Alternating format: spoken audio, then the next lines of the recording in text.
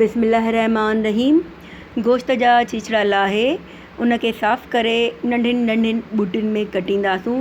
पोइ इहे नंढड़ियूं बूटियूं असां चङी तरह बटन पाणी सां धोई निपूड़े सॼो पाणी ख़ुश्क कंदासूं।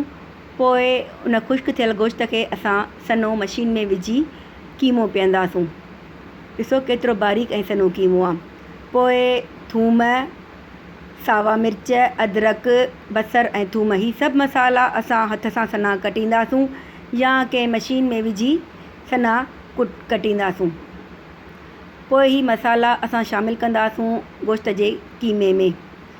लूणु, गरम मसालो, ॻाढ़ा मिर्च ऐं पीठल धाणा बि शामिलु कंदासूं। चङी तरह मिलाए इन्हनि सभिनी खे कीमे सां गॾु नंढा असां गोल बाल ठाहींदासूं हथनि जी मदद सां ज़ोर ॾेई चङी तरह गोल करे। हे ॾिसो मूं सभु कोफ़्ता ठाहे तयारु कया आहिनि। हाणे हिननि जी भाॼी था ठाहियूं।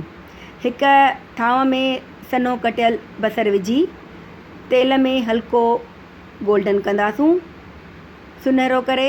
पोइ जॾहिं बसर सुनहरो थिए उन में शामिलु कंदासूं असां कीमे जा ठहियल कोफ़्ता हल्का भुञंदासूं बसरनि सां गॾु।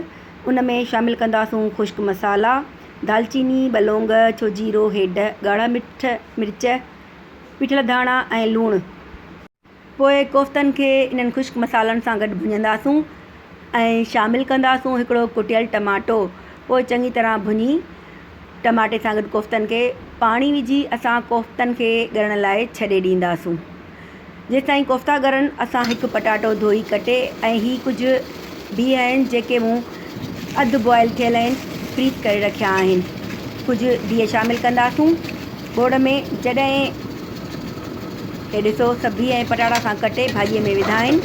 पोइ हिननि खे चङी तरह भुञंदासूं बीहनि पटाटनि खे कोफ़्तनि सां गॾु।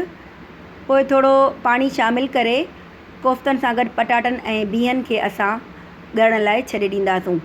जॾहिं बीह पटाटा कोफ़्तनि सां गॾु ॻरी वञनि ऐं कुझु रस घाटी थिए ऐं तेल ते अचे त मथां असां सावा धाणा विझी लाइ रखंदासूं।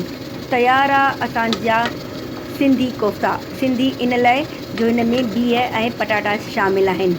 असां सिंधी बीह ऐं पटाटा हर भाॼीअ में ज़रूरु विझंदा आहियूं। उमेदु आहे तव्हांखे असांजा ही सिंधी बीह कोफ़्ता ऐं पटाटा पसंदि ईंदा।